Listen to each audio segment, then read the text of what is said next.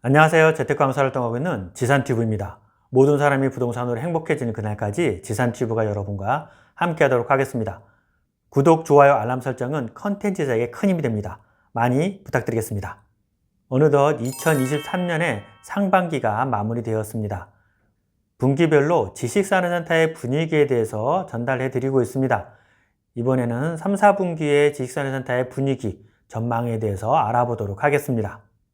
2, 4분기의 영상에서 상반기까지는 매도세와 매수세가 매우 치열하게 다툴 것으로 예상을 했었습니다. 지역적으로 차이가 있으나 서울이나 수도권은 매도세와 매수세가 매우 치열한 상황입니다. 하지만 지방으로 내려갈 경우는 매수세가 좀 더 위에 있는 입장입니다. 그렇다면 3, 4분기의 지식산업센터의 분위기는 어떻게 흘러갈지 좀 보도록 하겠습니다.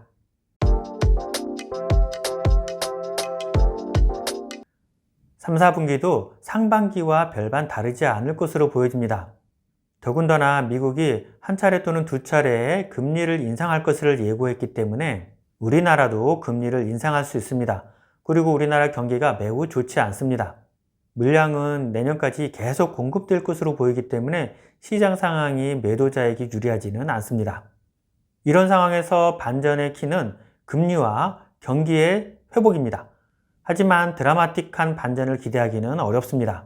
서두에서 말씀드리지만 미국은 오히려 금리를 한두 차례 인상할 계획입니다.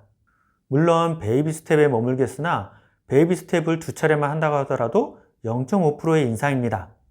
두 차례 금리를 인상하게 되면 미국의 기준금리는 5.25에서 5.75%가 됩니다. 문제는 우리나라가 1월달 이후로 3.5라는 기준금리를 계속 유지하고 있다는 겁니다. 그렇지 않아도 미국과 우리나라의 금리 차이가 역전돼서 차이가 많이 난다고 하는데 금리를 올리지 않을 경우 미국과 우리나라의 기준금리 차이가 2.25만큼 벌어지게 됩니다. 하는 입장에서는 매우 어려운 상황에 처하는 거죠. 개인적인 생각이지만 미국이 두 차례 올린다고 하면 우리나라는 최소한 한 차례 이상은 기준금리를 올려야 됩니다. 지금도 지식산업센터 관련된 대출금리가 올라가고 있는 상황입니다. 거기다 기준금리까지 올라가면 금리 인상은 불보듯 뻔한 일이죠. 미국이 기준금리를 왜 이렇게 올리느냐? 일단은 미국의 경제가 나쁘지 않습니다. 금리를 올려도 소비자 물가지수라 실업률이 좋게 유지되고 있습니다. 그러다 보니 미국은 금리를 내릴 이유가 없어진 거죠. 미국의 경제가 나쁘지 않기 때문에 올해 금리 인하는 물 건너갔습니다. 내년도 언제쯤 금리 인하를 할지 지켜볼 필요가 있습니다. 금리 인하가 없다면 준공을 앞둔 지식산업센터 투자자분들이 어려움을 겪을 수도 있습니다. 금리가 서서히 하락한다고 하면 어떻게든지 버텨서 임대소득의 꿀맛을 느낄 수 있을 텐데 그 시간이 너무 오래 걸리고 있습니다. 그나마 위안이라고 하면 고금리에 어느 정도 적응을 하고 있다는 것입니다. 지금은 약간 웅크리고 있는 상황인 것이죠. 점프를 높이 하려면 웅크렸다가 점프를 해야 높이 점프를 할 수 있습니다. 가만히 서서 점프를 하려고 하면 높은 점프력을 보일 수는 없죠. 지식산업센터도 현재 웅크리고 있다가 나중에 금리가 인하됐을 때 더 높이 점프할 수 있으리라 생각됩니다. 경제 상황을 좀 보도록 하겠습니다. 경제 상황은 매우 좋지 않습니다. 무역 수지 적자가 1년 3개월째 유지되고 있고 누적 적자가 쌓이고 있는 것이 우리나라의 경제에 스트레스로 작용을 하고 있습니다. 다행히 올해 들어오면서 그 적자폭이 조금씩 줄어들고 있습니다.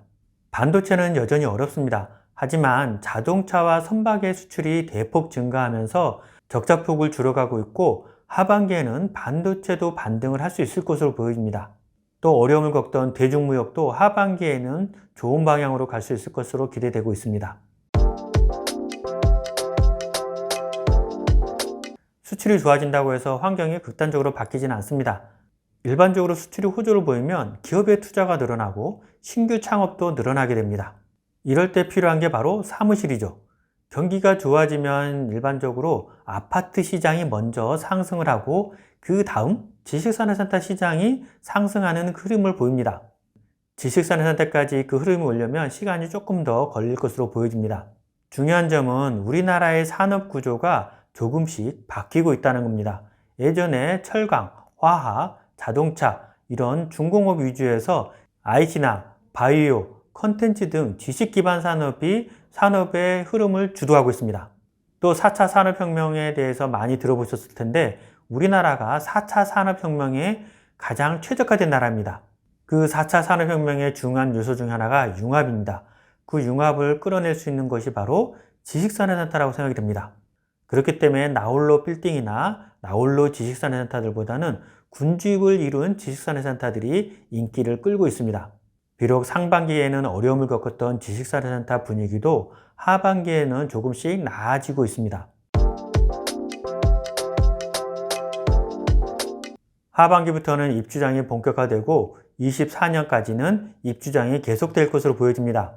금리의 하락과 경기의 상승, 그리고 입주장, 과연 어느 것의 세력이 더 강할지 좀 지켜볼 필요가 있습니다. 거시적으로 보면 지식산업센터는 더 공급되어야 된다고 생각을 합니다.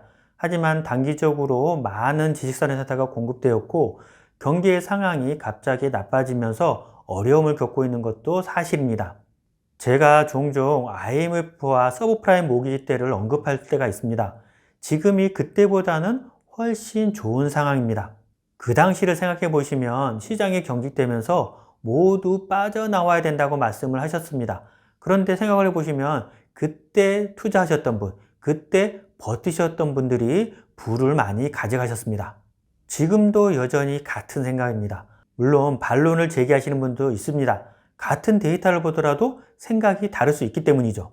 하지만 전 거시적으로 봤을 때 지식산업센터의 가치를 매우 높이 평가하고 있습니다.